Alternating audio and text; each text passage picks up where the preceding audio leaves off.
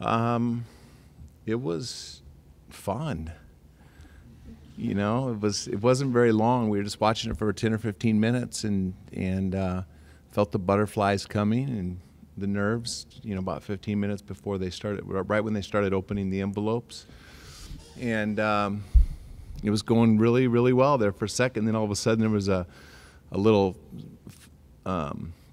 misdirection there by one of the envelopes, and then got right back on track, and Wick pulled it home for us.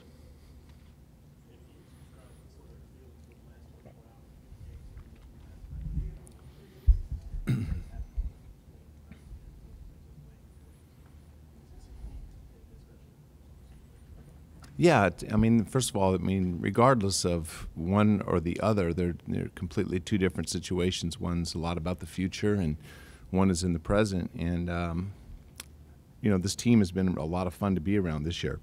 Excuse me, and they've accomplished a lot, and it's been very fun. And last night, you know, just to see them, you know, battle through from an 0-2 deficit in the first round, and struggle on the road, and in the second round, and to, you know, win a game 7, and to see Kelly and Isaiah and Avery and, you know, Jalen and, you know, Al Horford, everybody just really come up and shine in big moments.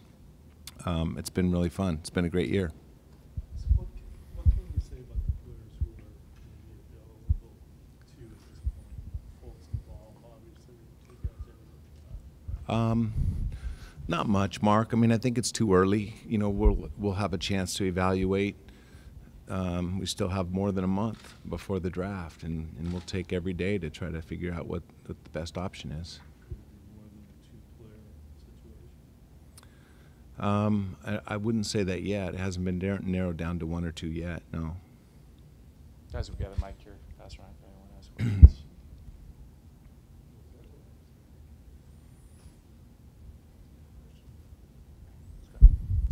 Danny, how much outside interest do you think will be in this pick? I don't know. I'm sure we'll hear in the next little while. A lot of discussion. I mean, it's good. I think the most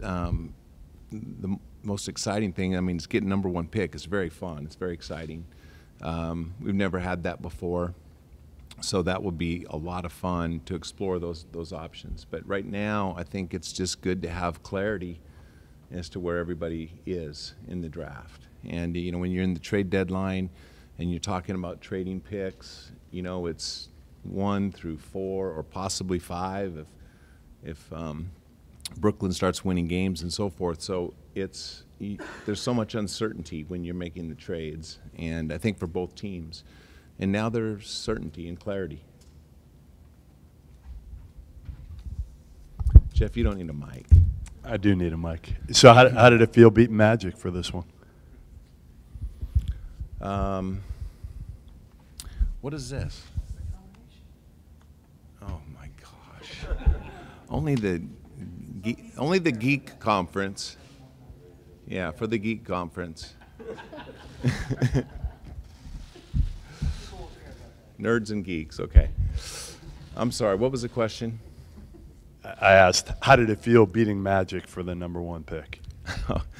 We didn't beat Magic. I mean, it's total luck. You know, it's they're picking ping pong balls. There's no beating anybody. I think the Lakers obviously were very, very fortunate in the draw, and they're off to a great start.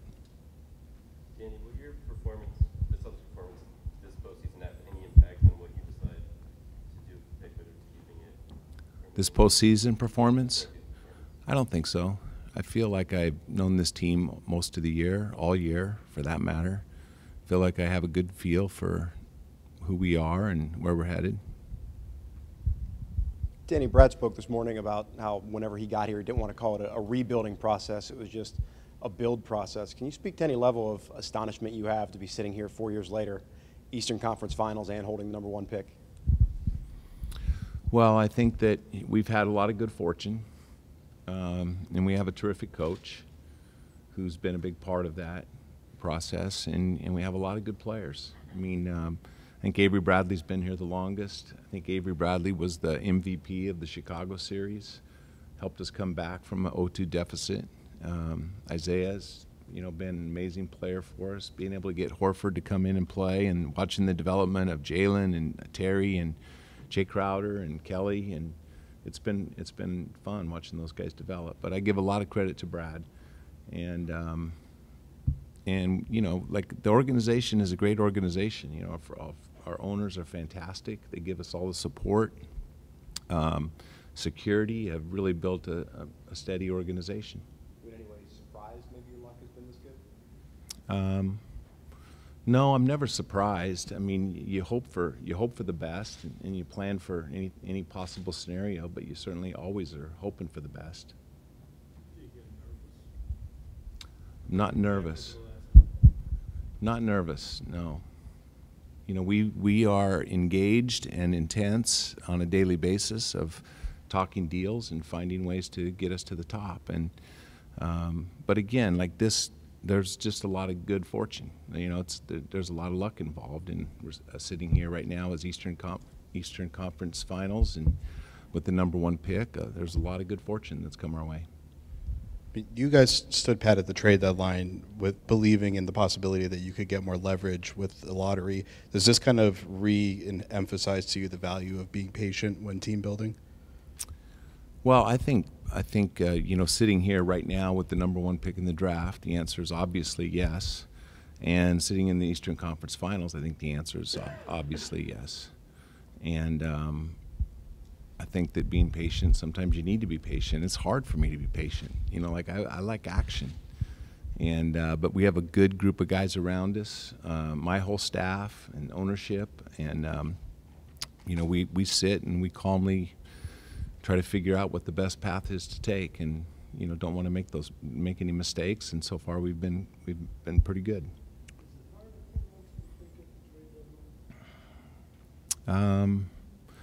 Sure, yeah. It was hard because it's very tempting. It's very tempting. A lot of people want the picks, but we just didn't think that we're getting the value for the pick. How do you feel that the top of this draft, top 3 or 4 picks, compare to maybe years past in terms of talent? I don't know, Jeff. I mean, that's a tough one. And I mean, I think it's a little bit deeper. I think the very top of the draft, it's not as obvious as some and more obvious than others. The lines of separation through this draft. But I think that it's going to be a tough choice for us, where we sit at #1, and with #1, there's sometimes there comes a little bit more pressure for the player that comes with high expectations to live up to past #1s. Most likely, the #1 is going to be a freshman in college, and so that's a little bit different than some #1s have been. We certainly don't have expectations for a #1 pick to come in and just turn our franchise around and make us a better team than where we are right now in the Final Four. I think that they can add to our team and help us in some capacity, but I think it's dangerous to think that a 19-year-old's going to come in and transform our franchise. You would all look at how he'll fit in with Isaiah, whoever you draft. No, Is that at all factor? not at all. Isaiah can play with anybody. He can play 2-guard. He can play. I mean, he can play whatever. He's just a basketball player. He's a scorer, and he's a great off-the-ball player as well. How many times did you see Fultz this year in person? I think 6 times. Yep. Would have seen him a 7th, but I think he was injured in one of the games that was out west.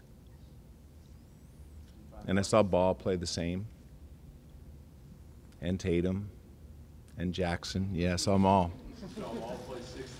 No, but like between 5 and 6 or 7, about the same, yeah.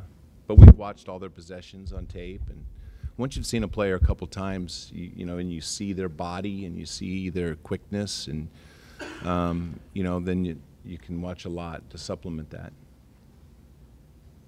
Final But we have a great staff, and that has watched all these guys. I mean, we've seen them probably 15 to 18 times in person each, or, collectively as a staff. All the digits in your lottery number added up to 18, so is this a moment that Uh-oh. There's the geek question. Yeah. Yeah. 16, 17, 27.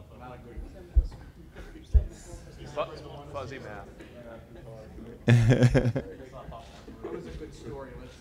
Yeah.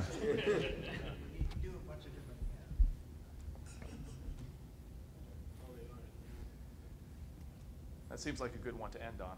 Okay. Okay. All right. Thank you, Danny. Thank you, guys. Thanks for being here.